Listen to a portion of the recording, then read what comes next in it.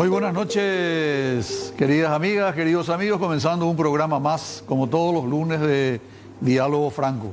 Muchas felicidades a todos los periodistas, a todas las secretarias por el día 26, a todos los que hacen día a día C9N, mi gratitud, mi reconocimiento por todo el apoyo. Y se llega el 1 de mayo. Mi saludo a todos los trabajadores del Paraguay, varones y mujeres, que día a día con su esfuerzo, con su trabajo, con su sacrificio, hacen que al país verdaderamente le vaya mejor. Hoy hablamos con el doctor Chachi. ¿Qué tal, doctor? ¿Cómo estás? Le va? Un gusto, gracias por la invitación. Muy bien. Historiador concepcionero, conoce profundamente la historia de Concepción y queremos tocar contigo, doctor, un tema que muy poca gente conoce, es la masacre de Concepción. Cuando sacamos el titular del tema que íbamos a hablar hoy, como que la gente de repente no tenía mucha, no estaba muy fanatizado, no estaba sintonizando el tema. ¿Qué es la masacre de Concepción y por qué no se le conoce como tiene que ser para comenzar, doctor? Bueno, la masacre de Concepción fue un episodio de extrema violencia ocurrida en Concepción, van a la redundancia, y pueblos vecinos, ocurrido entre abril y mayo de 1869. Había el señor Héctor Francisco de Cout había escrito un libro en el año 1926. Y si bien hasta hoy en día la gente no conoce ese episodio, ese libro fue sacado del catálogo o fue prohibido, mejor dicho, que la circulación de ese libro. O sea, se prohibió la lectura. Se prohibió la lectura de ese libro por los gobiernos militares que se sucedieron desde Rafael Franco, Higinio Morínigo y más específicamente en la época de Alfredo Stroessner. A ver, vamos a entendernos entonces. Para poder entender la masacre de Concepción no tenemos que remitir necesariamente a Francisco de Cout. A Héctor Francisco de Cout. Y él escribió ese libro ¿cuántos años después de la guerra? Escribió 56 años después de la guerra, 1926. ¿Y cuáles fueron los datos? ¿En base a qué elemento Francisco de Cout? Héctor Francisco de Cout se basa en todo su relato porque él le tuvo cerca al protagonista de estos lanzamientos, que fue el sargento mayor Gregorio Benítez, alias Toro Pichai. O sea, José Gregorio Benítez trabajaba para Héctor Francisco de Cout. Trabajó para Héctor Francisco de Cout en su establecimiento de emboscada en 1883. Y ahí obtuvo la información. De ahí obtuvo información. 1883. 1883. Estamos hablando de 1869, 14 años después. 14 años después de finalizada la guerra. Pero como sabrás también, tanto Gregorio Benítez y el presidente de aquel entonces, Bernardino Caballero, 1883 hablando, y Héctor de Cout también era de la línea de Caballero. Me imagino yo que habrá tenido cierta protección, como la gran mayoría de los militares en la posguerra, ¿verdad? Si bien Toro Pichai ya tuvo una libertad para comentarle a de Cout lo que ocurrió en Concepción, evidentemente él ya tuvo que tener una cierta tranquilidad con el tema de los sumarios que le habían abierto una vez que fue apresado durante la guerra. No, pero menos por parte, porque tenemos que ir hablando en forma, diríamos, lo más ordenada posible para que la gente nos pueda seguir. Este libro proscripto durante la época de la dictadura, ¿por qué crees que fue proscripto? ¿Por qué fue prohibido su impresión? ¿Por qué no se volvió a imprimir? ¿Y cuándo se hizo una reimpresión en todo caso? Como vos sabrás, doctor, a inicios de 1900 empezó la reivindicación con la figura de López, sí, que terminó justamente con el tema de los restos traídos de Cerro Corá. Los supuestos. Los supuestos restos traídos de Cerro Corá y la exaltación de la población en cuanto a la figura del mariscal, que estaba empezando de vuelta a tomar protagonismo, el Panteón de los Héroes y demás. Obviamente el libro de Héctor de Cout tenía que ser un libro prohibido, ¿verdad? Porque obviamente habla de muchas cuestiones que no le hace bien a la figura del mariscal. Y como teníamos ya un gobierno militar con más razón, ¿verdad? Pero se da una polarización ahí, porque si bien es cierto que los de CUT eran, diríamos, rivales de Francisco Solano, sin embargo eran muy próximos a Bernardino Caballero. También, pero los de COUT también eran familiares con los López. Héctor de COUT creo que era ahijado de bautismo del mismo Francisco Solano López. O sea, tenían una cierta... De hecho, Arsenio López de CUT es... hijo de Benigno. Benigno y de CUT, o sea, estaban casados también entre ellos, ¿verdad? Y también muchas cuestiones en cuanto a Héctor de COUT y Oleari y otros autores que hacían que esa pelea, vamos a decir, sea más... se polarice, ¿verdad? Bueno, vamos a volver a los intríngulis de ahí de lo que ocurrió en este tema. En Concepción. Pero vamos a volver al tema de Concepción, que es lo que nos interesa ahora. ¿Qué es lo que pasó? ¿Por qué se dice la masacre de Concepción? ¿Hubo gente masacrada? ¿Qué pasó? Vamos a entrar primero en lo que ocurrió y después vamos a hacer el relato de todas las imágenes. La masacre de Concepción, porque justamente fue de COUT el que le puso ese nombre, ¿verdad? Y desde ahí se conoció como la masacre de Concepción. Si ¿Cómo bien se llama el libro de CUT, entre paréntesis? Se llama La masacre de Concepción, ordenada por el Mariscal López. Ah, sí. Así lo se llama. La masacre de Concepción, ordenada por el Mariscal López. Así mismo. No hay ahora a la venta, no existe ese libro. Y seguramente se ha de encontrar en librerías usadas, fotocopias, Okay. pero el libro ya no... En el 91 se habían reimpresos 1000 ejemplares. Ah, ok. Por la misma editorial que había sacado en el año 26. Entonces, la masacre de Concepción, ordenada por el Mariscal Francisco Solano López, es el título de Héctor Francisco de CUT. Así mismo. ¿Y qué ocurrió ahí, doctor? Bueno, en 1869, el 1 de enero, como sabemos, llegaron los brasileros a Asunción. Para fines de enero, inicios de febrero, toda la flota brasileña, que obviamente ya tenía bloqueado el río Paraguay, a sabiendas de que López estaba procurando huir a Bolivia a través de las cordilleras y llegar a Cuyabá, el ejército brasileño empezó a bloquear el río. Los diferentes pueblos se iban haciendo una especie de patrulla. Entonces, para fines de enero, inicios de febrero, toda la flota brasileña que cubría ese trayecto, uno de esos barcos que estaban viniendo de hacia Pan de Azúcar, de hacia Cuyabá, tuvo un desperfecto mecánico. Pan de Azúcar es actualmente Alto Paraguay. Donde hoy está Puerto Murtiño o Carmelo Peralta enfrente. Sí. Ese sería Pan de Azúcar. El desperfecto de ese barco hizo que anclara casi frente a Concepción, un poco más arriba, como unos 8 kilómetros, en una localidad que se llama Itacurubicue. Obviamente las guardias que estaban alejadas de la ciudad alertó a la población, a los comandantes y a la población, diciendo de que los brasileños estaban preparándose para un desembarco. Lo que Resquín y de COUT comentan fue que esa desesperación hizo que se le avise a López de lo que estaban tramando los brasileños y muchas familias aprovecharon para acercarse al barco y pedir auxilio ya de tanta desesperación que había. Pero revisado en los periódicos brasileños, no menciona esa parte de que los comandantes hayan entregado la plaza o de que población civil se haya subido al barco. No menciona. Los periódicos brasileños, el Jornal da Victoria y otros... Ir viendo ya las imágenes, doctor, para... Sí, por favor. Iván, por favor, si podemos ir pasando las imágenes para que el doctor Rodrigo pueda ir explicando. Vamos a explicar más o menos, como hoy decimos, en tiempo real, los motivos por el cual López le comisiona a... Ahí tenemos. El siguiente, por favor. Bueno, y los periódicos brasileños mencionaban que el desperfecto del barco, y una vez el barco listo, con ya agua abajo y un poco más abajo de Concepción, decía uno de los periódicos, se avistaron a 3 personas en la costa haciendo un pañuelo blanco, o sea, una bandera de parlamento. El barco se toma costa, baja una escalera y una canoa se acerca para subirle a las 3 personas que subieron al barco Desde Concepción...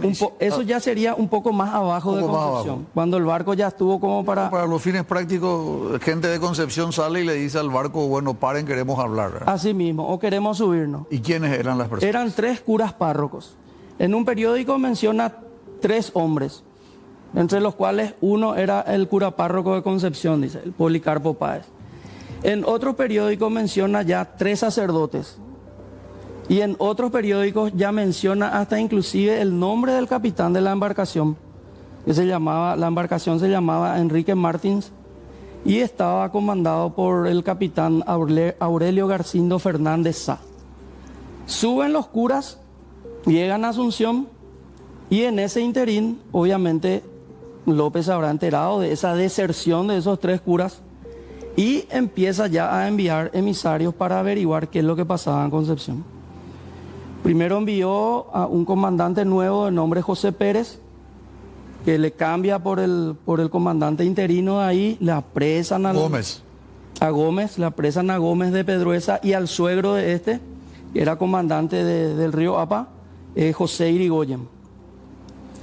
Ellos fueron apresados y remitidos a Ascurra. Nunca más se supo nada. Gómez de Pedruesa y Irigoyen fueron apresados. Juan Gómez de Pedruesa y José Siriaco Irigoyen. ¿Y por qué fueron apresados? Fueron apresados, según cuenta de Couto, que ellos fueron los que habían entregado la plaza a los brasileños. Que hagan el desembarco, pero que no toque a la población civil, tipo una especie de negociación, ¿verdad? Pero eso cuenta Resquín y cuenta de Couto. Pero Resquín muy superficialmente. Resquín habla a grandes rasgos. El que da detalles de todo ese episodio es de Couto.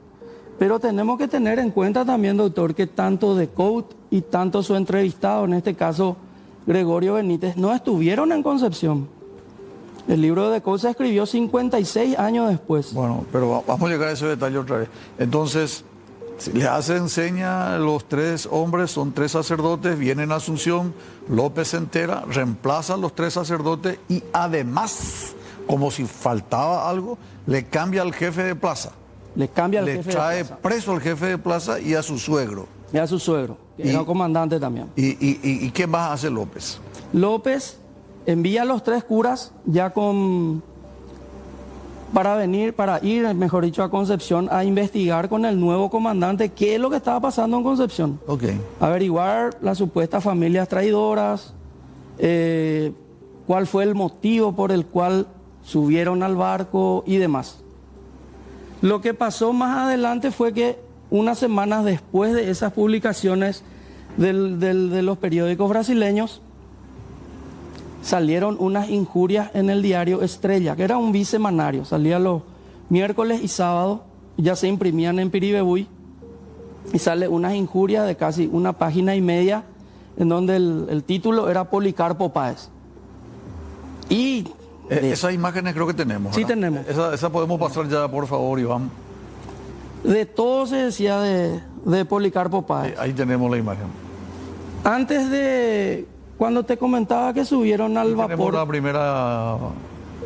La Estrella y Regeneración. La Regeneración, si mal no recuerdo... Estas son nuestras fuentes de periódicos brasileños. Y la siguiente... No, la Estrella y Regeneración son paraguayos. Son paraguayos, sí. La Regeneración era un diario propiedad de los de Couto. De los de Couto, sí, que empezó a funcionar desde el 1 de octubre del 69. Correcto. Ya con el gobierno provisorio, ¿verdad? Y en la siguiente placa, si podemos mostrar, están los periódicos brasileños en el cual hace mención a toda la cronología que pasó en Concepción. ¿Vos accediste a todos estos diarios? A todos estos periódicos, sí, de la época. Entonces, son de distintos estados del Brasil, por lo que puedo... De distintos estados, sí. Bueno, ¿y qué decía la prensa paraguaya y brasilera? La prensa paraguaya, lo que en realidad... Me dedicó a Páez, me dijiste. Sí, en realidad la prensa brasileña decía 3 hombres, en otro ya daba, ahí podemos ver, daba nombres, 3 hombres, en el siguiente ya daba nombre de un cura, y en el siguiente ya decía que eran 3 curas, ¿verdad? En los periódicos paraguayos, en Estrella, ahí ya salía el nombre de Policarpo Páez, que ya conocíamos, pero ahí es donde da el nombre de los otros 2 sacerdotes. Uno era Cecilio Román, que era cura párroco de Porqueta, y Gaspar Jaques, que era cura párroco de Belém. Todas todas esas injurias que salía contra Policarpo Páez, le mencionaba a esos, o sea, Policarpo Páez y a esos otros dos curas nomás. En ninguna parte mencionaba lo de los comandantes presos, lo de la población que supuestamente subieron a las embarcaciones y demás. Por eso es que de repente, tomando con pinzas lo que decían los periódicos brasileños de la época en cuanto a cómo se dieron esos motivos, esa deserción de los curas, es lo que yo quiero tratar de proponer como una alternativa a lo que ya dijo Resquín y a lo que ya dijo de Couto, ¿verdad? Tratar de contrastar un poco, pero en periódicos de la época, en tiempo real, ¿verdad?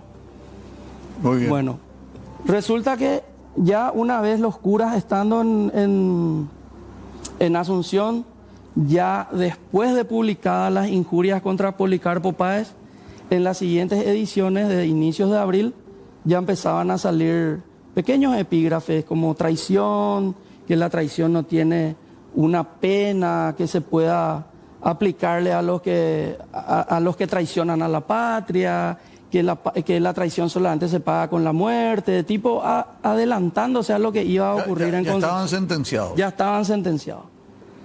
Y en el mismo abril, del 17 de abril en Estrella, ahí ya sale la designación del capitán, en ese entonces Gregorio Benítez, ascendiendo a sargento mayor del regimiento de caballería José número 45. Gregorio Benítez, el que va a ser comisionado para ir a Concepción. Él ya viene como comisionado ya, como una especie de tribunal, por así llamarlo, ahora, porque en Concepción ya había un comandante, ya estaban los 3 sacerdotes. ¿Y quién le envió a él? Y a él, según de Couto, que le proporcionó la información a Benítez, fue el mismo López el que le comisionó. O sea, Francisco Solano López. Por pedido de Resquín. O sea, en esa época, abril, él estaba donde, en Ascurra. Él estaba en Tacuaral. Benítez. No, ¿y López? López ya estaba en Ascurra. En Ascurra. Sí, estaba en Está Ascurra. cerca. Sí. Entonces el concurso de Benítez, según cuenta de Couto, fue obviamente a comisionarle a Benítez porque Benítez estuvo mucho tiempo en la zona, fue como uno de los piragües de Resquín, estuvo con Resquín en el Mato Grosso, en el río Bototeú, estuvo también en Corrientes, vino a Picucerú y ahí estuvo en Tacuaral, ascendió hasta llegó a capitán. En julio del 68 él ya tenía el rango de capitán. Bueno, para abril del 69 le asciende a sargento mayor, ese ascenso está en el diario Estrella del 17 de abril de 1869. Ahí es donde viene él. Y llega a Tacuatí un 28 de abril, un día como hoy, hace 156 años, en 1869 llega a Tacuatí y donde empieza con los lanzamientos sin más trámite. Bueno, pero vea un ratito. Él tuvo que haber recibido una orden de Francisco Solano. ¿Cuál era la orden? ¿Por qué motivo José Gregorio Benítez, alias Toro Pisaí, fue designado a Concepción? ¿Cuáles eran las órdenes que tenía? ¿Qué era la misión que tenía que cumplir? A la vuelta de estos consejos comerciales, el doctor Rodrigo nos va a aclarar cada uno de estos aspectos. Corte y regresamos inmediatamente. Bueno, estamos de vuelta con el doctor Rodrigo. A esta altura, José Gregorio Benítez recibe orden del mariscal de irse. ¿Cuáles eran las órdenes precisas, concretas del mariscal López para el sargento mayor José Gregorio Las Benítez? órdenes precisas era, según de Couto, llevaba una lista de todas las familias concepcioneras adineradas a quienes ir a averiguar qué es lo que pasó en Concepción, bajo la excusa de la entrega de la plaza. Entonces, lo que va a hacer Benítez es ir a investigar quiénes fueron los traidores, aparte de los sacerdotes desertores, hacerle un breve sumario, ¿verdad? Y obviamente después ejecutarle si es que hay motivo suficiente, ¿verdad? Esa fue la orden, comisionado con un poder total de decisión, ¿verdad? Ya no había tiempo como para seguramente remitir el expediente a Ascurra, que se dicte alguna sentencia, alguna resolución, ya, sino él ya iba con todo ese poder, ¿verdad? Él mismo tenía que ejecutar ahí. Él mismo tenía que ejecutar. Entonces, se fue con un poder extraordinario. Sí, un comisionado, con todos los poderes de un comisionado. Diferente a lo que dice Resquín, que después te voy a contar lo que dice Resquín, el general Francisco Isidoro Resquín. Sí, Bueno, entonces él al llegar, obviamente en el primer pueblo que llegó, que fue en Tacuatí, él ya lanceó a dos familias que estaban en la zona, la familia García y Ruda. Ruda era un señor correntino que había venido ya en la época de Carlos Antonio López y se afincó en Concepción. Era uno de los firmantes del Acta de la Independencia que el viejo López había... Bueno, era una figura importante de Concepción, ¿verdad? Y unos días después se traslada a Horqueta. Y en Horqueta, cuando hace apresar a todas las familias que trajeron de Concepción y alrededores, empieza lanceándole a la señora del comandante Gómez de Pedruesa. ¿Y por qué a la señora? ¿Por qué a las mujeres? ¿Por qué tanto empecinamiento con las mujeres? Bueno, como vos ves acá en el semanario, ya la señora María Felicia Irigoyen, que era la esposa de Gómez de Pedruesa, ya era una figura importante de Concepción, siempre le representaba a las mujeres. Sus discursos salían publicados en el semanario, era una señora respetada. Sí, eso que tenemos ahí atrás, esa imagen es... Sí. Ella fue la que organizó, por así decirlo, la Comisión de Damas de Concepción para solventar los gastos de la guerra, especialmente en joyas. Las famosas residentas. Las famosas residentas, en joyas. Esto es de 1867. Ya para 1868 en el semanario también sale el nombre de ella cuando se reunieron. Pero tenía que haber sido reivindicada, tenía que haber sido... Totalmente. Y sin embargo fue asesinada. Fue asesinada. ¿Por qué? Y ella fue asesinada estando de 8 meses de embarazo, eso cuenta de Code. Por eso te digo que la gran parte de lo que es el lanceamiento en sí, esos datos, nombres, lugares, fechas, eso solamente encontramos en el libro de Code. Eso no se encuentra, no están ni en los periódicos brasileños, ni paraguayos, ni en Resquín, mucho menos en Centurión y nada luego en José Falcón. No quiero spoilearte tu intervención, pero no entiendo. Se va una persona con el propósito de aclarar, de recibir información y de ejecutar, y se toma con las mujeres y no con los varones. ¿Qué problema? Era un feminazi, como se le dice actualmente, un feminicida que le quería matar a todas las mujeres. Pero lo que The Code menciona es que la orden era ir a matarle a las mujeres y apropiarse de su joya. De su joya, de su alhaja, de su dinero, de sus piedras preciosas y demás. Es un asesinato con un hurto agravado. Por eso que dice The Code su libro, su título, La masacre de Concepción, ordenada por López. La gran mayoría fueron mujeres, ¿verdad? Y ¿cuántas personas murieron, doctor? Los periódicos de la época mencionan más o menos 70, cerca de 80, ¿verdad? 63 en Concepción, 9 en San Pedro, todas mujeres. ¿Todas mujeres? Todas mujeres. Upa. Toro Pichaí da la suma de 89 mujeres más 50 mujeres no identificadas. O sea 89 más 50, 149 mujeres. 139 mujeres. 8 más 5, sí, sin contar con los hombres, correcto, que serían más o menos 40. 139 mujeres reconoce Toro Pichaí que él mató. Que él mató, 139. Aparte de los hombres. Aparte de los hombres, que son más o menos 40, y a las 45. Mujeres les mataba y le extraía sus joyas. Primero le llevaban a un confesionario. De ahí por eso los 3 sacerdotes que habían ido ya con antelación. Le hacían confesar su supuesta conspiración o la supuesta entrega de la plaza y demás. Y le preguntaban dónde estaban las joyas o los tesoros de la familia y demás. Una vez que confesaban, obviamente les lanceaban y ahí iban los acabotú, que eran los lanceros de él, a apropiarse de sus enseres, ¿verdad?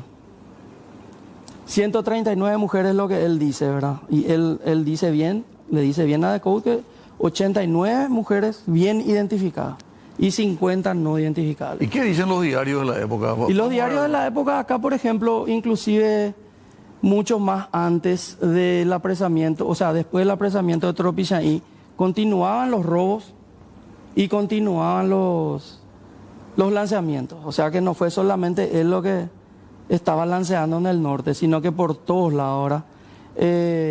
Otros periódicos mencionan que para 1870 más o menos, en un artículo, es el único periodo en donde encontré que los lanzamientos fueron ejecutados por Benítez y un tal Lara, el capitán Julián Lara, que era parte de su comitiva. También, en este, por ejemplo, Diario Río de Janeiro menciona la brutalidad con el cual le habían lanceado a una chica de 17 años, frente a la mamá y frente a dos hermanas de 7 y 9 años. En este diario, esta información, por ejemplo, coincide con una parte del relato de Reskin, de Decode, que dice que una nena de 17 años fue lanceada en el pecho, cerca del cuello, en el pecho, y que la lanza se rompió y no murió. Entonces ordenaron que le vuelvan a lancear.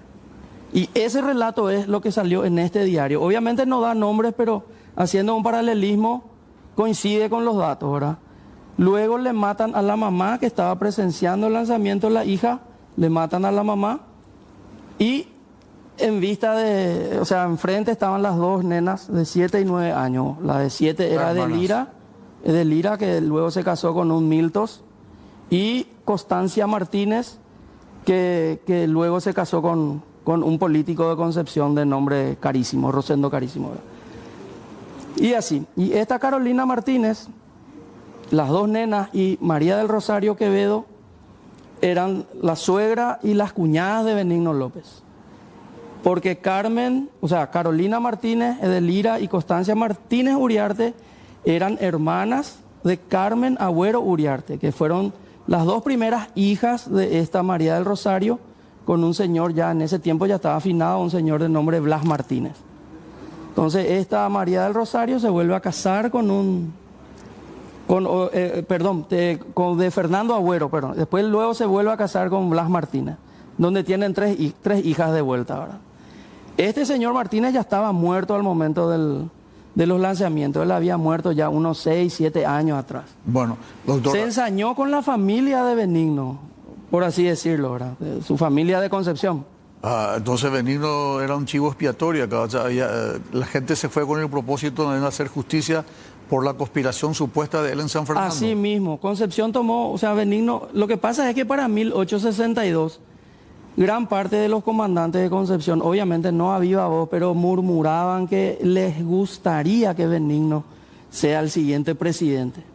Okay. Inclusive, un señor de nombre Casimiro Uriarte, que es el abuelo de esta chica que te comenté que fue lanceada, hay un sumario por sedicioso en 1862 porque él había dicho que le gustaría que sea Benigno el siguiente presidente. Obviamente los piragües escuchaban todo, llegó a boca de Reskin, a oído de Reskin, y le sumarean a él. Y este Casimiro es el suegro de Benigno, o sea, el abuelo de la señora. Entonces hubo una especie de ensañamiento contra la familia de Benigno y contra la familia de Gómez de Pedruesa. Correcto. Una pregunta estratégica. ¿Llegó joyas Toro Pichaín? ¿Por qué se le decía Toro Pichaín? Decode comenta que Toro Pichaín era una persona grande, robusta, con mucha fuerza, la fuerza del toro, ¿verdad? Y Pichaín por la cabellera larga que tenía una cabellera encrespada, el famoso acá Pichaín, ¿verdad? Una cabellera encrespada, lanosa, y él era de color. O sea, el profesor Pedro Alvarenga Caballero, en una investigación que hizo, él dice que es descendiente de esclavos. Por eso el mote de Toro Pichaín. El color y el pelo. Sí. Y como vos sabrás, a los negros, por así decirlo, le decimos acá Pichaín, ¿verdad? A mi abuelo, por ejemplo, le decían cambarrequejo, ¿verdad? Era de color y tenía todo el pelo encrespado, ¿verdad? Sí. Se me puso una pregunta antes de ir al corte. Una respuesta corta. ¿Qué cantidad de joyas llevó Benítez, Toro Pichaín a Francisco Solano López o despachaba con Alicia Elisa Lynch? La cantidad exacta no te puedo precisar porque tanto Decode ni Benítez no le comentó, ¿verdad?, cuánto fue, pero sí fueron grandes cantidades. En carretas y carretas le enviaban en los primeros tiempos. Un poco después de los lanzamientos llegaban carretones de joyas al campamento de Ascurra. Obviamente con el tiempo, ponerle junio, julio, 2 meses después, las remesas ya eran cada vez menos. Claro. Y hasta increíble ya no llegaba más, ¿verdad? Le mató a toda la gente. Claro, y después ya no llegaban inclusive. Entonces, eso es lo que él comenta, que después le pusieron una trampa Le pusieron una pero correspondencia y es donde la apresan, ¿verdad? Vamos a unos consejos comerciales y regresamos ya en la parte final con el doctor Rodrigo. Muchas gracias. Bueno, estamos con el doctor Rodrigo Chachi Cardoso Samaniego, así que en la última parte ya del programa habíamos quedado, doctor, en que nos ibas a, de alguna manera, explicar quién fue este señor. Me dijiste que tenía antecedentes aparentemente brasileros, el color del pelo, el color de la piel, era muy formido, de ahí el nombre de Toro, ¿verdad? Sí, y tenía... Pisaí porque era capizononí, ¿verdad? Sí, era de origen afro, como nosotros le decimos hoy, ¿verdad? Afrodescendiente. Correcto. Por eso el mote, ¿verdad? ¿Y tenés algunos datos? Tenemos datos de él, una investigación que hice sobre Gregorio Benítez. Le encontramos a él en la casa número 640 de Villa de San Pedro, del censo de 1846 que hizo Carlos Antonio López, ¿verdad? El censo parroquial, ¿verdad? Acá le tenemos, por ejemplo, como que nació en Villa de San Pedro, está el nombre del papá, José Benítez, y la mamá de Jerónima Brites. Él se llama José Gregorio, ¿verdad? Tiene una hermana. Una homonimia con nuestro canciller. Una homonimia, sí. Tiene una hermana de nombre María Ignacia. Esa parte también es importante recalcar, que cuando Decaux comenta que él se escapa de la prisión cuando le agarraron, que se fue a esconderse en la casa de una hermana, dice, en Itacocué. Entonces esa parte también coincide con el censo, ¿verdad? De que tenía una hermana, ¿verdad? Sentó plaza como soldado, dice, de caballería en la capital en 1854, ascendió a cabo segundo el 1 de febrero del 55 y le remiten al campamento de Bellavista. Asciende a cabo primero y esta parte ya es documento de Resquín en donde él proponía a los cabos para su ascenso. Dice en una parte que Gregorio Benítez tiene las circunstancias de escribir dando memoria desde las obligaciones de soldado hasta la del cabo con explicación regular en el idioma guaraní y sabe toda la parte militar, por así decirlo, ¿verdad? Si podemos ver la siguiente placa, vamos a ir viendo más de su vida, ¿verdad? ¿Y puede pasar al compañero, doctor? Ahí tenemos. Ahí. Bueno, dice, ascendió a sargento segundo el 16 de diciembre del 61. Ya le remiten a Concepción con el regimiento de caballería número 9, el cual él formó parte hasta Piquiciri, o sea, hasta ascender a capitán. Recién cuando le remiten a Concepción, él asciende a comandante del regimiento número 45 de caballería, ¿verdad? También fue sumariado por carnear una vaca del Estado, una vaca que se había caído en la zanja del río. ¿Avigeo? No, se cae una vaca frente a Concepción, en el río donde él era comandante, ahí en Chacoí. Y él rescata el animal para no perder la carne. Y sin consultarle a sus superiores, él carnea para que la carne no se pierda. Entonces él fue sumariado y fue castigado con 30 guardias seguidas, ¿verdad? También estuvo en la expedición al Mato Grosso, sí. Estuvo bajo el comando de Resquín, con 146 de tropa del regimiento 9 bajo el mando de él, ¿verdad? Estuvo también en Corrientes, encontramos documentaciones que estaban en Corrientes. O sea, tuvo una activa participación. Una activa participación, por lo que vemos, era una persona muy preparada, ¿verdad? Porque Héctor Francisco Decaux también menciona que aparte de tenerle como capataz a él en su establecimiento de emboscada, le servía también como una especie de guardia de seguridad en las justas electorales, dice. Dice en la masacre de Concepción, ¿verdad? En el libro de Decaux. Y así, ¿verdad? Ok. Tenemos que ir cerrando y tenemos unas últimas imágenes que me gustaría compartir con la audiencia de la investigación del historiador, el doctor Rodrigo Cardoso Samaniego, que viene de Concepción de paso para compartir con nosotros. Estas son imágenes inéditas que no se tiene acceso y demuestra tu trabajo de investigación. Esto dice la regeneración. Comentanos un poco rápidamente porque tenemos 2 minutos. Sí, este salió el 24 de octubre de 1869 en donde informa que le apresaron a Benítez, ¿verdad? Dice, han sido puestos presos por orden del gobierno en el departamento policial el sargento mayor Benítez, fiel seguidor del tirano López, decía el diario, ¿verdad? El primero fue comisionado por este monstruo para lanzar a la familia de Concepción. Esto es lo que salió en el periódico La Regeneración en ese tiempo, ¿verdad? Entre paréntesis, interesado porque era antilopista, ¿verdad? Claro, porque ya formaba parte del gobierno provisorio también, claro, y era de la familia de Decaux también, ¿verdad? También, ok. ¿La siguiente? Y también Por ejemplo, el diario de Río de Janeiro menciona también, como ya habíamos dicho hace rato, que una vez apresada Toropillán, los lanzamientos y el robo de joyas y muertes continuaban. O sea que él no era seguramente el único que estaba haciendo esas tropelías, ¿verdad? Ok. ¿Hay algo más? Y nada más, doctor. Decirte nomás que este trabajo de investigación me tomó unos años y que ahora justamente quiero plasmar en un libro, que estoy ya en conversaciones con una editorial como para ver si más adelante podemos sacar in extenso, ¿verdad? Pues yo acá lo que te traje son las cosas más importantes nomás en cuanto al lanzamiento, ¿verdad? Y sino que hay una serie de acontecimientos previos dentro del lanzamiento en sí y después, ¿verdad? Porque en la genealogía de Toropillán que hice también tengo contacto hasta hoy en día con uno de sus nietos que vive en Capitán Vado, que es el que me da, no, es el nieto porque el Toropillán tuvo 4 hijos y el último de ellos ya nació en 1892. Y ese hijo estuvo en la guerra del Chaco, llegó al grado de capitán, estuvo en la sanidad militar. Y el hijo de ese es combatiente que murió en el 77 más o menos. Y uno de los hijos es el que me proporciona de repente datos de la tradición oral de su familia, más o menos en qué año murió Toropillán y del por qué esta gente viven en Capitán Vado.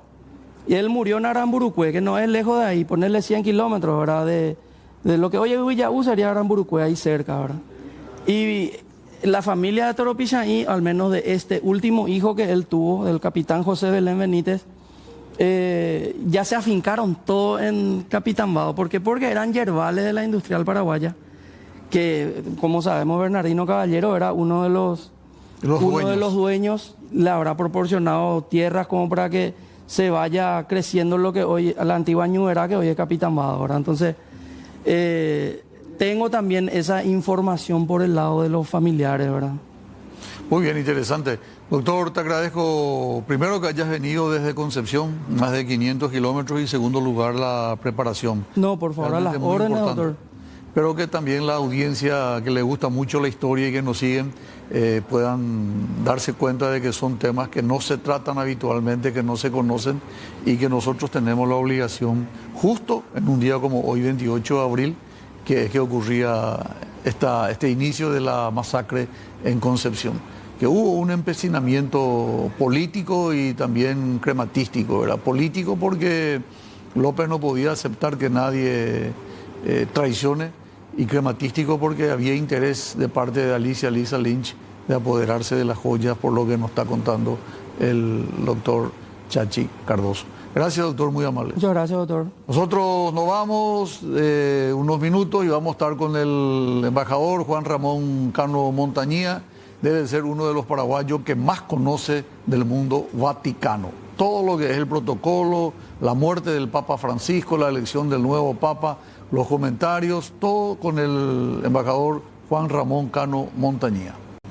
¿Cómo está mi querido doctor Juan Ramón Cano Montañía, ilustre vecino de la ciudad de Fernando de la Mora? Muy buenas noches, Federico. Realmente es un placer, es un privilegio y como creyente es una verdadera bendición compartir contigo, con la audiencia, este programa tan visto y sobre un tema que realmente concita la atención de todo el mundo. Eso es categórico. Aquí creo que muy pocos países pueden sustraerse de la importancia de lo que ha ocurrido, lo que viene ocurriendo y lo que va a ocurrir. Lo que va a ocurrir, exactamente. Incluso ninguna persona, pocas personas, ¿verdad? Todos Así estamos mismo. concentrados en esto. Y es que muchas gracias por la invitación. No, al contrario, mira, yo tuve la suerte de, cuando era vicepresidente y estaba Jerónimo Narváez Así como mismo. embajador ante el Vaticano. Sí, de buen trabajo. El embajador Jerónimo Narváez me dijo, le va a acompañar Juan Ramón Cano. Y Juan Ramón Cano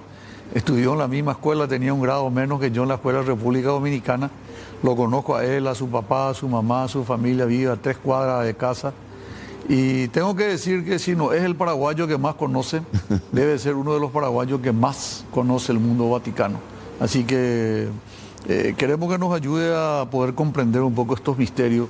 Cuando el carmalengo Kevin Farrell anuncian la muerte del Papa, No puede ser otra persona que el camarlengo. ¿Qué es el camarlengo? Bueno, el cardenal Camarlengo, porque en todo este tiempo venía escuchando algunas Camerlengo, cualquier cosa de repente, ¿verdad? Pero se comprende, ¿no? El cardenal Camarlengo es un cardenal que debe gozar de la absoluta confianza del Santo Padre, porque es la persona que va a quedar encargada justamente en este mismo instante de la sede vacante. Esa es la característica y es la tarea principal a la cual se aboca el camarlengo. Escuché en un... Sería un sustituto del Papa, ¿verdad? Sí, va a ser la persona que va a administrar la Santa Sede durante la sede vacante. También está el decano del Colegio Cardenalicio. Giovanni Darré. Giovanni Battista Re, exactamente, con 91 años y una vitalidad. Vos sabés que tuve la suerte de yo, esa vez, creo que un poquito antes que yo me fui 2 veces. Sí, señor. Y yo fui recibido por Giovanni Darré y por Tarciso Bertone. Bertone, exactamente, así mismo. En aquel entonces, Giovanni Battista Re era el prefecto para la congregación de los obispos, el que tenía a su cargo la elección de los obispos y todo eso, y el cardenal Tarcisio Bertone era ya en ese momento el cardenal secretario de Estado. Secretario de Estado. Exactamente. Correcto. Sí, sí. Entonces, el camarlengo es una persona que goza de confianza, no tiene potestades fuera de la sede vacante, por más que es una persona importante. En el caso del cardenal Farrell, él cumple cumple otras obligaciones, ocupa otros cargos, evidentemente una persona muy competente y sobre todo en la parte financiera, porque él es de las finanzas, además de teólogo, filósofo y todo eso, pero evidentemente el Santo Padre, en palabras más... maneja el Banco Ambrosiano. Sí, el famoso IOR, ahora es IOR, el Instituto per le Opere di Religione, así se llama el Banco del Vaticano, es el Instituto para las Obras de Religión.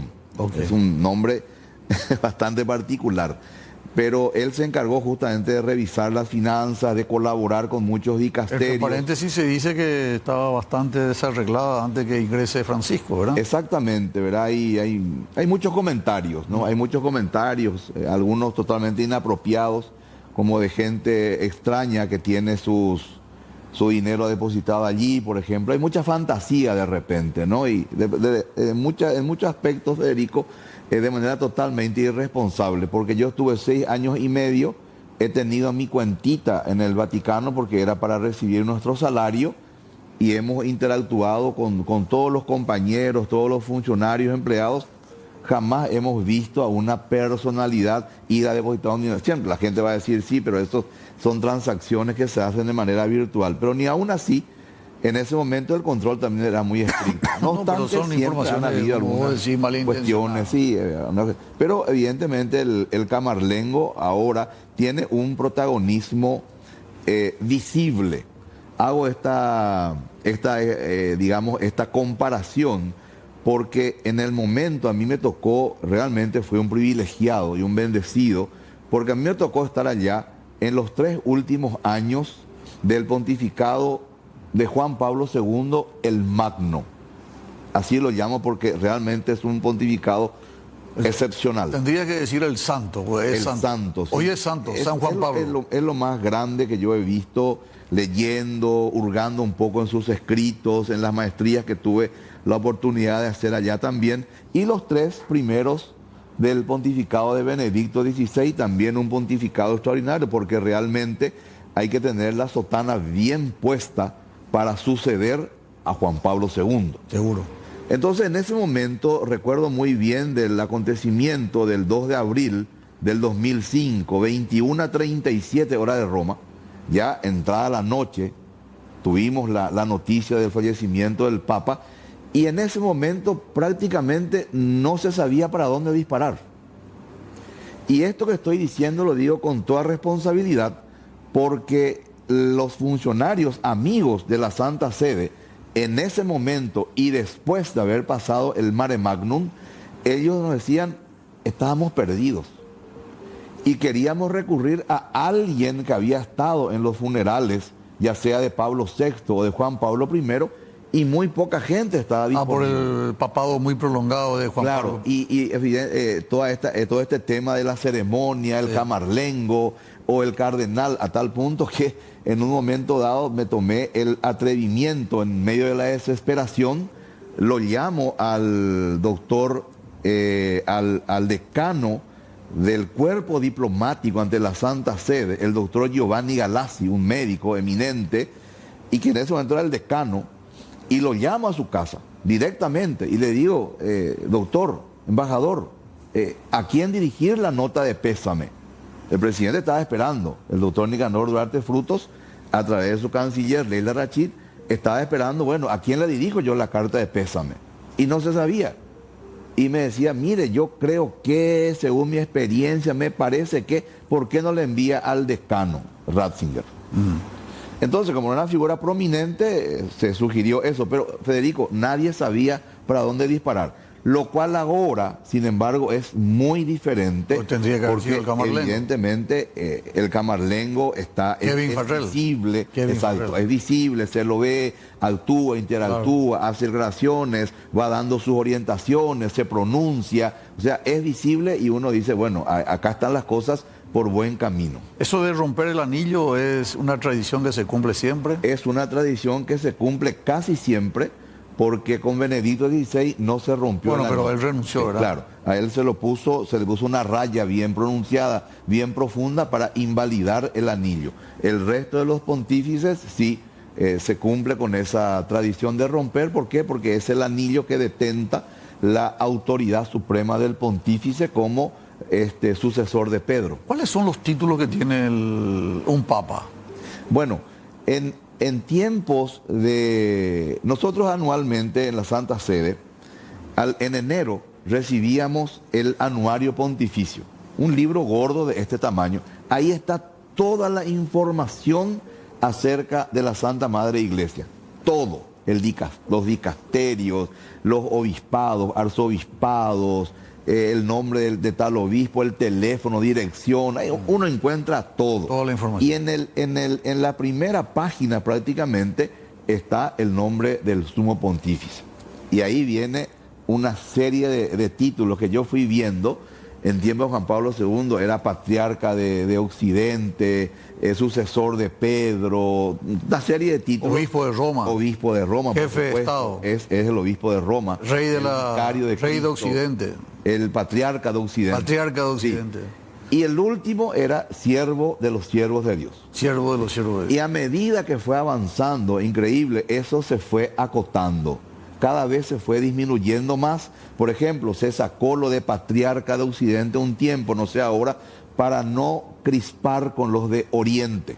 O sea, hasta esos detalles son tenidos en cuenta allí. Pero al principio, yo tengo los anuarios en mi biblioteca, estaban más o menos como 15 títulos. Luego fueron bajando. Es un jefe de Estado, ¿verdad? Jefe de Estado del Vaticano, obispo de Roma, vicario de Cristo, sucesor de Pedro, príncipe de Occidente. El príncipe de los apóstoles. Príncipe de los apóstoles, en fin, tiene varios. Y uno de ellos, el siervo de siervo, es el último, que aparece el último. Se pone ahí para cerrar. Pero este papa tuvo una particularidad, y vamos a hablar seguramente más tarde, después de la costumbre, y sobre todo de la humildad y la sencillez de este papa Francisco, que realmente rompió todos los moldes. Cuando muere Juan Pablo II, era más o menos cantado que iba a ser Ratzinger, porque por lo que venía haciendo, ¿verdad? Sí. Después de la renuncia de Ratzinger, que rompió también de alguna manera los moldes, ahora aparece la muerte de Francisco. ¿Vos te animás a arriesgar a algún nombre o por lo menos alguna conducta, algún temperamento, algún sentimiento que tiene que tener, alguna orientación que deba tener el nuevo papa? Efectivamente, Federico. En primer lugar, y conste que no voy a decir una gran novedad, es una cuestión sumamente compleja. Es compleja porque estas congregaciones, las congregaciones generales, porque la congregación particular se realiza entre el camarlengo y 3 cardenales que son elegidos de cada orden, y eso van cambiando cada 3 días. Entonces toman ciertas decisiones menores. Cuando hay decisiones muy importantes, entonces se pone a consideración del colegio cardenalicio que está en ese momento instalado allí. Entonces yo creo que en estas congregaciones generales, justamente para eso, los cardenales ya están presentes allá y ahí participan todos, los electores y no electores, porque todos aportan algo también. Obviamente que la ficha importante va a recaer sobre los electores. ¿Por qué digo que es sumamente complejo, Federico? Porque una de las cosas que yo aprendí muy bien, porque lo vivencié, lo vi, lo experimenté, gracias a Dios lo conversé con muchas personas, el Papa que se elige en el seno de la Iglesia Católica no es solamente el Papa de y para la Iglesia Católica, sino que es el Papa de para la Iglesia Católica, pero que está al servicio de la humanidad. Y eso yo creo que todos entienden el mensaje, por eso es que todos están atentos a lo que vaya a salir. De lo contrario, cuando Juan Pablo II fue electo, la Unión Soviética pudo haber estado muy tranquila, de no ser porque ya veían lo que se venía encima del impacto político y geopolítico del nuevo Papa. Entonces, la cuestión es compleja porque el análisis que se hace, en primer lugar, es un análisis intraeclesial. ¿Cómo está la iglesia? ¿Qué problemas tenemos? ¿Qué desafíos? Eso se hace ya dentro del cónclave, ¿verdad? Eso se hace ahora ya. Ahora ya es. Y el ahora. que dirige eso es el más antiguo. En las congregaciones generales, por supuesto, quien encabeza es el decano del colegio cardenalicio, el cardenal Giovanni Battista Re. Pero eso ahí se dan las reuniones y para eso se hace. Vos sabés que es muy importante eso, Juan Ramón, y tenemos que irnos al corte, porque cuando se le elija a Juan Pablo II, se buscó a una persona que pueda romper justamente con esa cortina de hierro, y se le eligió nada más ni nada menos que alguien de Polonia, ¿verdad? Que Sí. se fue y ayudó a este movimiento de solidaridad de Lech Walesa, Sí, y señor. significó la caída del comunismo, Así mismo. significó la caída de la dictadura de Stroessner acá Sí, en Paraguay. sí, O sea, fue estratégico en varios sentidos. Una cuestión Y bien. después viene el siguiente, Ratzinger, que manejaba las redes, que se comunicaba, Sí, que era, entre paréntesis, un Claro. intelectual y que manejaba muy bien. Por eso digo justamente, Federico, bien decís, ¿verdad? Se analiza primero adentro. Un carisma para cada momento. Claro, adentro necesitamos esto. Pero ahora, ¿qué tenemos nosotros que ofrecer al mundo? ¿Cómo está el mundo? ¿Cómo están las relaciones internacionales? ¿Cómo está el tema China? ¿Cómo está el tema Rusia?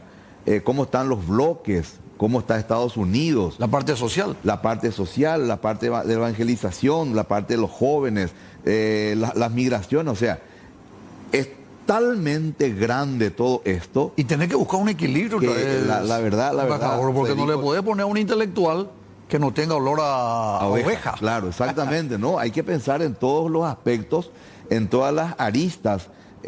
Yo te juro, daría mi vida por estar ahí presente y escuchar, pero no querría estar en el zapato de ninguno de ellos porque realmente la responsabilidad es sumamente grande.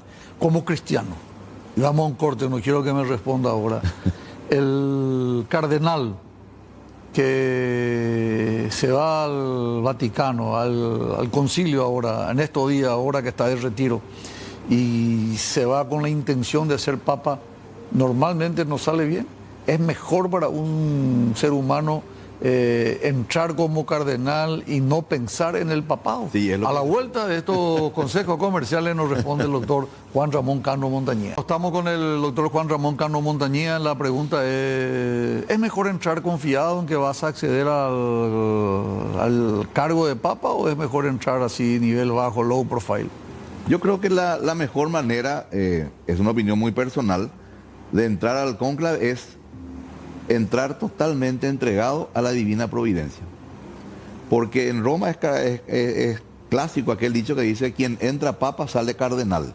Algunos se dan ínfulas categóricos, yo los he visto, ¿no? Que prácticamente se sentían ya papa y al fin y al cabo no salían papas. ¿Cuánto tienen que tener 2/3 de los votos? 2/3 de los votos, evidentemente estarían por los 87, 88 votos que serían necesarios para llegar a la elección del nuevo papa. Qué apasionante, Juan Ramón, pero tenemos que tocar otros temas. No hay problema.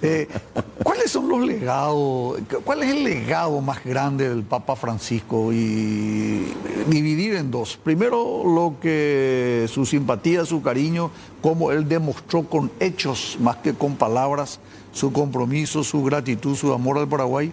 Y segundo, su legado para la Iglesia Universal. Asimismo, yo creo que el Papa Francisco, como acaba de invocar la Divina Providencia, su elección ha sido providencial. Muchos han dicho, bueno, pero él no era luego candidato. Según la información que yo pude recoger en ese momento, él ya era candidato en la primera elección cuando el cardenal Ratzinger fue electo, ¿verdad? Fue el segundo más votado, ¿verdad? Claro, me dijeron, él hacía campaña y ya mire, vamos directamente por este señor y cortemos la cosa por acá. Y luego ya evidentemente el Espíritu estaba soplando y lo pone allí. Evidentemente por una cuestión, porque los papas anteriores han hecho un grandísimo pontificado. Ahora la gente insiste mucho con esto, pero varias cosas lo hacía Juan Pablo, otras cosas Benedicto. Pero el Papa Francisco nos ha dejado un legado ya por el nombre mismo. El Papa de la Misericordia, el Papa de los pobres. En la homilía del cardenal Re, en la misa, en el funeral, y el rollito, el que se hace el acta notarial, que se enrolla y va justamente en el tubo de metal que se deposita en su ataúd y que una copia queda afuera, por supuesto. Eso lo hace el maestro de la ceremonia pontificia. Yo le invito a la gente a buscar el rollito, porque en ese documento se resume extraordinariamente lo que hizo el Santo Padre. Y se insiste mucho en qué cosa: misericordia, periferia, los descartados, los pobres, los marginados, las mujeres, un montón, siempre una iglesia en salida, una iglesia periférica. Y eso él lo ha demostrado con sus propios viajes, porque ha ido de repente a países donde los católicos son absoluta minoría. Ahí ha ido a decirle, se fue a Irak, un viaje peligrosísimo, ¿verdad? Pero como ya eso lo dijo en Brasil mismo, le decían, Santiago no puede andar en este vehículo sin protección. Nadie muere en la víspera, le dijo a la gente, ¿verdad? Era tan confiado. Fue muy humilde. De una humildad. El hecho de su calzado, sí, todo su eso, vestimenta, la cruz. El vivir en Santa Marta. Los ornamentos, no tenía oro. Exactamente, y son señales claras. ¿Y Paraguay? Para mí ha sido el mejor embajador que ha tenido la República del Paraguay. Nuestra amada patria puede preciarse de haber tenido un representante que ha hecho honor al amor a nuestro país, el amor a la mujer paraguaya, reconocerla como la más gloriosa de América, su devoción a la Virgen de Caacupé, su devoción a nuestras tradiciones, la beatificación de Chiquitunga. La beatificación de Chiquitunga. Nos ha regalado un cardenal por primera vez en toda la historia de la iglesia. No es poca cosa. Durante 6 años y más todavía, a mí me tocó estar 6 años y medio, presidente que iba, la embajadora Blanca Zucolillo, el embajador Jerónimo Narváez, el embajador Marcos Martínez Mendieta, todo eso. Ahora acá, la cardenal Mi, ya vendrán los tiempos, hay que tener paciencia. Y este señor viene y nos regala hoy un cardenal que está allí en el cónclave. Esto es histórico, Federico. Sí. Entonces, no, pero Papa, dos en realidad, porque también... Y también Cristóbal López es más paraguayo que todos nosotros. Vos sabés que cuando fue la ceremonia de asunción al cargo del Papa Francisco, nosotros fuimos con Emilia. Fue el canciller Fernández Tigarribia y el ministro y señora y el ministro del Interior Carmelo Caballero y señora. Y en el momento del saludo yo le había solicitado que Papa, necesitamos un cardenal. Y yo estoy seguro que muchos lo habrán pedido, ¿verdad? Muchísimo. Federico, pero él dio. Él otorgó y se dio cuenta que se fue injusto con el Paraguay mucho tiempo. Así mismo, yo presumo, esto hago una digresión rápida, que en tiempos de su santidad Benedicto XVI estuvimos a punto de tener. Pero lamentablemente, como dijo el decano del colegio en ese momento, el eminente cardenal Sodano, de feliz memoria, graficó pero de una manera perfecta lo que pasó con Benedicto. Dijo, un relámpago en un cielo limpio. Nadie esperaba, pues, una figura metafórica perfecta. Y yo creo que allí había indicios serios, porque Tarcisio Bertone era el secretario de Estado, sí, claro, era salesiano. Y nuestro arzobispo de acá también era salesiano y muy amigo de Bertone. Yo ya veía toda la película de que íbamos a tener el primer cardenal, pero sucedió lo inesperado y tuvimos que esperar un poco más. La providencia. Hoy lo tenemos al cardenal Adalberto Martínez Flores y al cardenal Cristóbal López, que es uno también de los que suena bastante, por más que él tome un poco en broma y todo eso así, pero se comenta. Tiene un perfil. Hoy escuché la televisión española y decían que no le desagradaría por el hecho justamente de ser español, pero naturalizado paraguayo y que estaba muy sintonizado con Francisco. Sí. El Papa Francisco le quería mucho a Cristóbal López. Sí. Y para cerrar con esto, Federico, yo le tengo una inmensa gratitud al Papa Francisco por haber amado tanto al Paraguay, a su gente, a sus mujeres, a sus tradiciones. La colectividad paraguaya, que me tocó ahora estar como encargado de negocios en Buenos Aires, la colectividad paraguaya, para ellos es un santo. Y claro. Porque ellos dicen venían colectivo. Él tomó como base la capilla de Cacupé, que está allá, la parroquia de Cacupé. Con Don Fulana, Villa 31 creo que Villa 31. Y varios otros lugares él se iba. Con el padre Lalo. Con el padre Lalo, sí, y muchos otros allá. O sea, él dejó una impronta en la colectividad paraguaya como ningún otro, siendo argentino. No, pero le quería mucho. Cuando estuvo en el santuario, le elevó la categoría de Basílica Menor. De Basílica Menor en Cacupé. Basílica Menor. O sea, muchísimas cosas ahí para hablar, Juan Ramón. No vamos a olvidar de todo. Pero es el Papa que... El primer Papa americano, el primer Papa latinoamericano, el que más conocía la realidad, el que sabía el mate, el que conocía el tereré, el que conocía, le gustaba la chipa, el que conocía la idiosincrasia del pueblo paraguayo. Así mismo. El Papa Francisco. Así mismo, Federico. Y qué bien se refirió a la mujer paraguaya. Yo estoy eternamente agradecido y creo que esos videos, audios van a continuar per secula seculorum en el Día de la Mujer Paraguaya, cuando se recuerda a Francisco, esa imagen y esos audios los vamos a escuchar siempre. Y además, ya que hablamos también de historia, hizo públicamente una confesión de que la guerra Guazú, la guerra de la Triple Alianza, fue una guerra injusta y una guerra absolutamente comercial contra el pueblo paraguayo. Así mismo, Federico. Reconoció él. Él reconoció públicamente. Y pidió disculpas de lo que muy pocos presidentes argentinos, creo que ninguno lo ha hecho. Así mismo. Pues, embajador, tenemos que irnos al último corte y a la vuelta analizamos quiénes son los que podrían ser papa seguramente a partir del lunes que viene. De hoy en 8 comienza el 7 de mayo. El 7 de mayo. 7 de mayo, sí. Miércoles entonces. El miércoles. Miércoles. Sí, ya está fijada. Miércoles está fijada. Consejo comercial y regresamos enseguida con el embajador Juan Ramón Cano Montañía. Impresionante cada vez. Siempre digo que es lo que se dice en el corte. Te vamos a pasar algunas imágenes y queremos saber tu opinión y tus reflexiones, embajador, para no perder tiempo. ¿Cómo no? Pasamos, Iván, por favor. Yo creo que aquí estos tres, según mi modesto entender, acá no hay que hacer profecía ni futurología, pero yo creo que este tridente es el que suena muy fuerte. El primero de ellos, Pietro Parolin, fue secretario de Estado del Papa Francisco, número 2 en la jerarquía católica, y es una persona con mucho carisma, es una persona muy tranquila, es una persona que maneja al dedillo las relaciones internacionales. Decía en privado que le conocí y que fue tu profesor. Sí, él fue profesor mío en la Pontificia Academia Eclesiástica.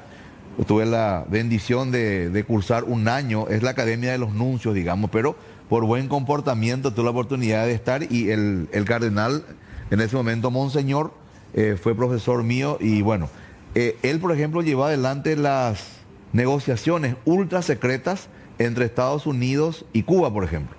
Él está conversando con la gente de China. Él llevó adelante las negociaciones con Vietnam, que concluyeron satisfactoriamente. O sea, es una persona extremadamente bien formada y yo creo que tiene un perfil más, moderado, equilibrado, que es lo que a veces también se necesita un poco después de una tormenta como la que causó Francisco, de mover los cimientos de la iglesia. El cardenal Tagle, el de Filipinas, es un poco del ala más progresista, habría que ver un poco ahí. Joaquín Tagle. ¿Cómo? Sí, es Luis Antonio, de Filipinas. Él es más progresista. Progresista. Sí, en esos términos. Y Matteo Zuppi es el presidente de la Conferencia Episcopal Italiana, es el cardenal arzobispo de Bolonia, una persona bien formada. Y un dato importante, porque de repente como que le doy una chance, porque está muy ligado a la comunidad de San Egidio. Posiblemente mucha gente no conozca, pero la comunidad de San Egidio es una comunidad religiosa laica muy fuerte a nivel vaticano. Se dedica a la asistencia justamente a los pobres, necesitados, asistencia inclusive. La parte social. Claro, inclusive la OMS, que siempre fue bastante anticlerical, le dio un premio a la comunidad de San Egidio porque justamente el tratamiento paliativo, preventivo contra el SIDA en Mozambique, ellos adoptaron la técnica utilizada por San Egidio como un plan piloto. Entonces él está muy cercano a la comunidad de San Egidio. Rápidamente, porque ya estamos en tiempo, la siguiente, Ivancho, por favor.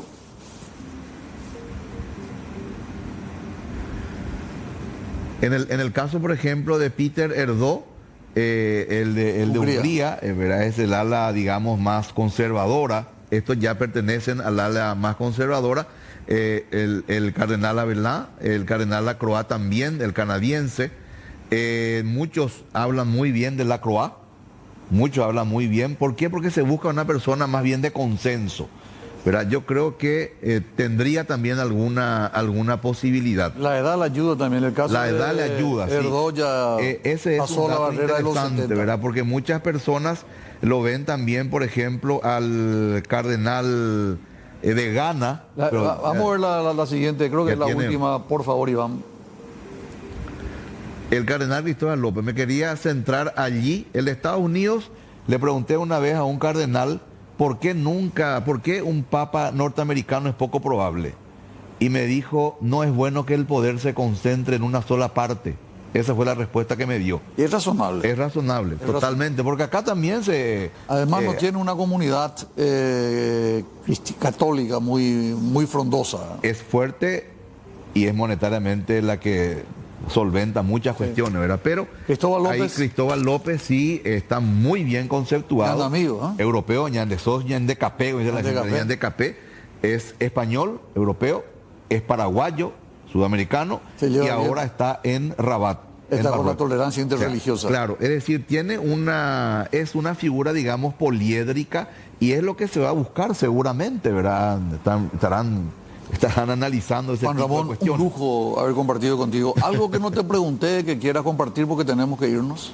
Nada más decir que la Santa Sede y el Estado de la Ciudad del Vaticano, que son una y la misma cosa, tiene su disquisición, pero la Santa Sede son dos cosas diferentes. Son dos cosas diferentes. La Santa Sede tiene una presencia internacional, Federico, que la gente ni se imagina. Tiene relaciones diplomáticas con 184 países. Solamente 11 países no todavía. Están en todas partes. Y como en Paraguay un concordato. En las organizaciones internacionales.